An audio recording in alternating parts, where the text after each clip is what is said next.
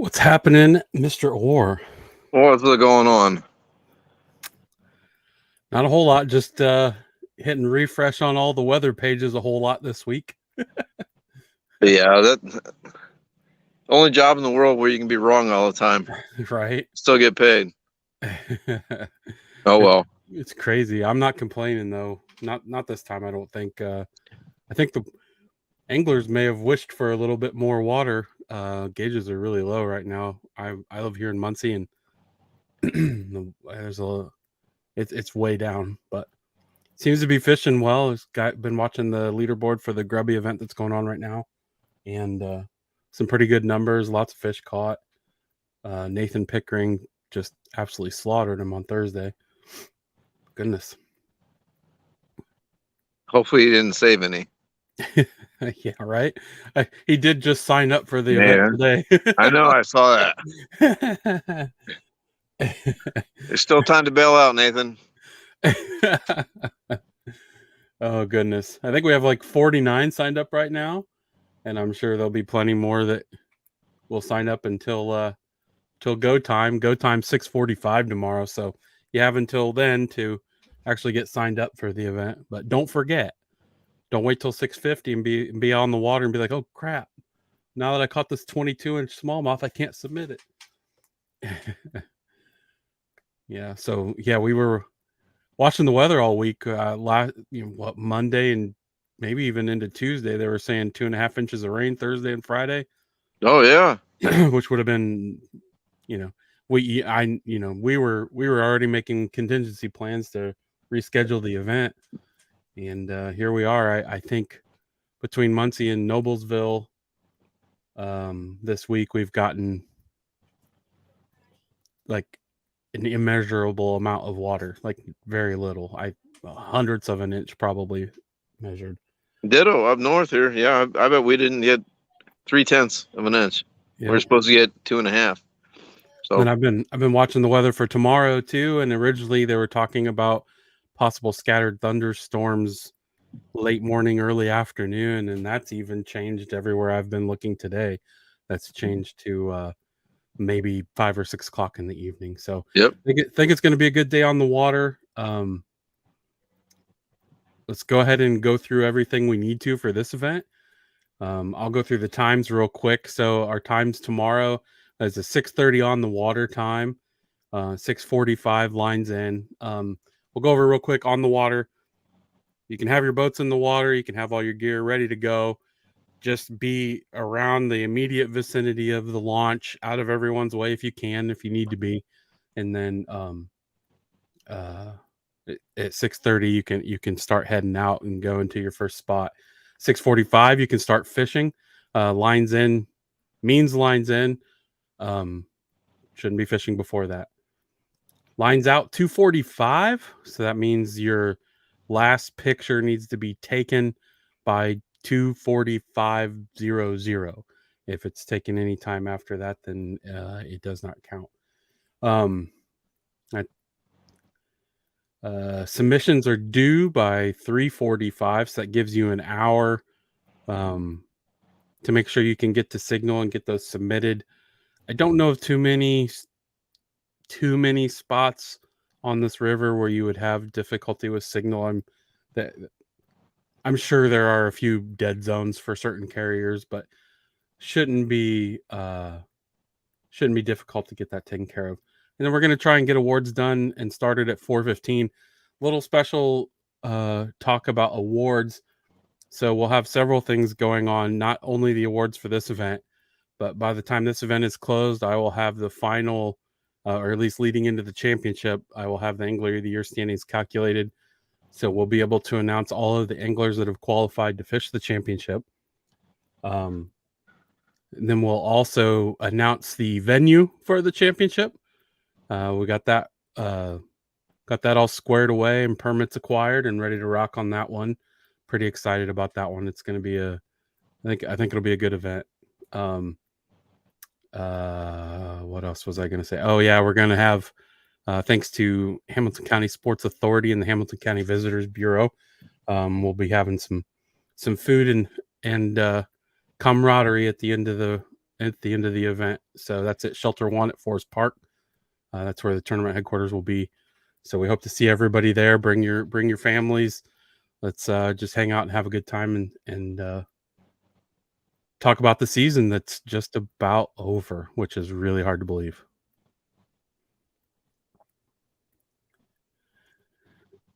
Can you believe this is going to be our 5th event already? No, this summer has flown by. Absolutely has. Completely. Yep. Just a complete blur. I agree. I absolutely agree. Let's go over safety real quick, Jim. What do the anglers need to be prepared for, and low water advice? Yeah, right. Low water. So, yeah, as always, make sure you're wearing your PFD. Make sure, Properly. Yep, properly. Make sure you're. It's a river event. There's going to be places at the river, no matter how low the water is, it's still moving fast. Be careful. Make sure that you've got hopefully a buddy system worked out with somebody that you're floating with, I'm assuming.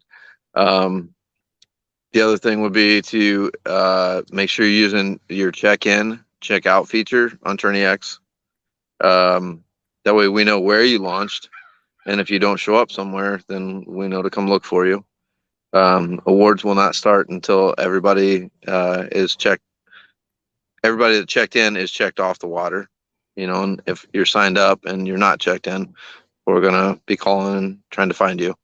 So please do use the check-in feature. It just makes it so much easier on us and the judges and stuff. Other than that, portaging, when we're and Jason, you and I haven't really talked about this, but I live up north, so I haven't been on the river. So I'm assuming there's going to be some places where boats are going to get stuck on the main river. Yes, you can get out.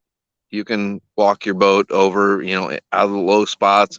You don't have to sit there and rock back and forth all day in your boat, and paddle gravel out from underneath of you to get unstuck. But portaging is not for carrying your boat over logs, going up, side stream, stuff like that. So, use your head, be smart about it, but also be safe. That's right. Yeah, it's there are a couple of places that there are portages available that are designed for that, right? Like Sure. The Riverwood Dam, I think, has one, and there used to be one at Kessler Bridge when they were working on it, but I don't think that's a thing anymore. I could be wrong on that one, but just be smart, be safe. Really these rules around portaging are actually designed to follow the law. A lot of times, especially on tributaries to a river like this, it's not technically navigable water. So if you're getting out and portaging around things, you're trespassing. That's just all there is to it. And so you should never be fishing water in which you're trespassing. If you go to our on TourneyX, I have the graphic there, and then on our planning page, there's a few pits that probably can't get to right now because the water's so low. The water's up, you can actually paddle to them from the river, but it's private property. It's marked as private property, and we specifically have those pits off limits because of that. So just use your head, use your noggin. Those are the rules. As probably not necessarily related to safety, but wade fishing is allowed in this event because it is a moving water event. We follow the KBF rule where you must be okay. I'm drawing a brain fart. Do you have to be tethered to your boat or just in sight? I think it's in sight with KBF. With KBF, it's in sight. With Hobie, it's tethered. Right. So, Right. So you have to be within sight of your boat while you're fishing. And then when you take your fish pictures, I still have to see your kayak. Right. But that means when you get to that water, you have to have used your vessel to get there. Right. Like that doesn't mean just leave your kayak up on shore and go fish from the bank or go wade fishing. You have to use your vessel to get to where you're fishing. Another thing I'm thinking about, obviously we had that big storm pass through. It's been probably what 5, 6, 7 weeks ago, whatever it's been. We had a lot of damage up here up north, but I haven't been on the White River, so be careful of logs that are laying down. If they haven't been cleaned up yet, especially if there's some fast-paced water moving under them. I'll be the first to tell you. I mean, it's been 4 years ago I flipped on the White River. Thank God there were no branches down underneath the water. The water was a lot higher. But be careful. Moving water doesn't matter where it's at, how high it's at. If it's moving, it's dangerous and very, very powerful. So don't underestimate it, and be safe. Yep, got to keep your head on the swivel when you're fishing a river event for sure. Mm-hmm. Marv Jacobs actually asked a question about if wade fishing does a PFD need to be on, and the answer is yes. Yes. Just leave it on at all times. There's no take it off if you need to shed clothes or add clothes, but other than that, it goes right back on when you're fishing. Period. So it's a good question though, Marv. Good to see you out there too. I can't wait to see everybody tomorrow night. That's gonna be exciting for me. Allowable launches in water. So we've kind of touched on it a little bit. You can fish fish the White River and any water that you can get to via the White River without trespassing. That's pretty much the rules. There's a huge list of public launches that we've provided. We also said that those are just suggested launches. And so if there are other public access sites that you know are available that you want to use to launch or take off, then you may. But those are those are the ones that are pretty well known. So I don't imagine that there's too many other places. Boundaries to the north is Morrow's Meadows, the bridge at Tiger Drive there in Yorktown. The southern boundary is Riverside Park in Indianapolis. So plenty of water to fish. I know just from some of the dock talk I've had with some anglers this week, there sounds like people are going to be spread out pretty well. So that's always good. I think that covers allowable water.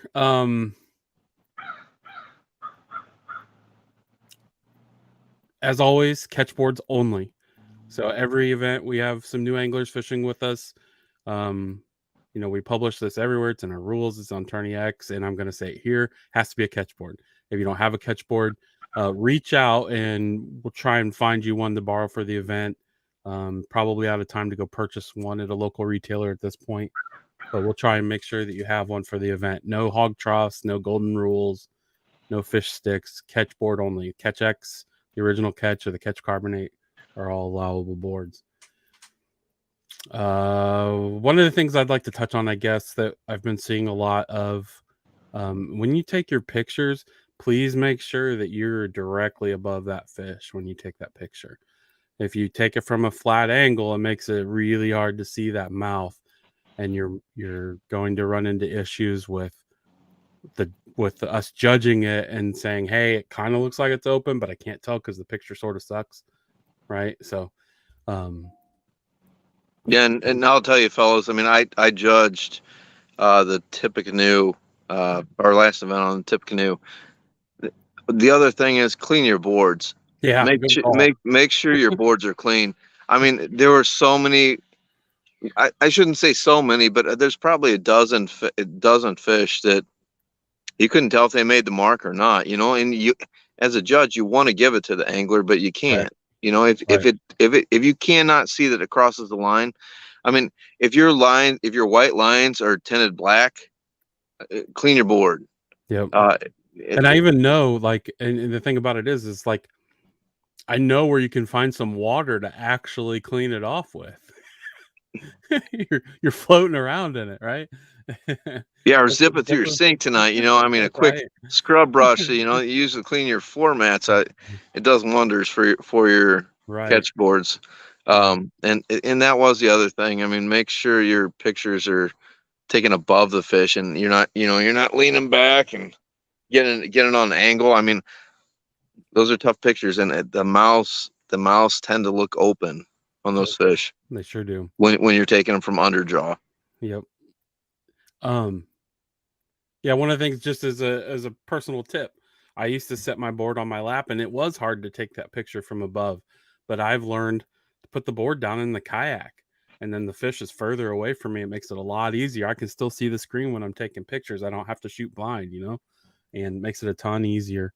And on the White River, you're going to be dealing with them, angles, some sun too, and I guess all I'm saying is make sure you've got a good quality picture before you release that fish. That's right. Yep. It's angler responsibility to have a photo that can be easily judged. You don't want it. I look at it this way. I don't want to leave it up to anything up to judge's discretion. Mm. Right. I'm going to do what I need to do to make sure that photo that I'm submitting leaves no questions. And there are some big fish in that White River, so make sure you have multiple pictures. Yep. And then your photo one of the things you need to take care of tonight is your token. So we accept the KBF token, we accept our IKA token. You should be able to find those, to download those from TourneyX and from our website. Shouldn't have any issues finding what you need to print those out if you need to. I'm trying to think what else we have. I think that's it. Yeah. Yeah. I guess the other thing, talking about fish pictures again and the boards on your tail, if it's close, make sure that some part of that tail is touching the line or crossing the line, not missing the marks and making it so it's not real obvious if it actually crosses that mark or not. Yeah, don't be afraid to maneuver that tail the way you need it to be in the picture. And I mean, and then you may have to do it 2 or 3 times, yeah. But that's right. Don't be afraid.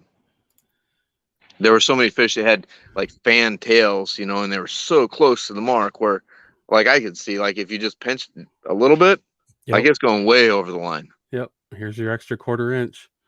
Austin Killian wants a special Pickering rule for this event. 7-hour handicap, only allowing him to fish for 1 hour. I guess, Austin, my question is, do you get to pick the hour that he fishes, or is it his choice?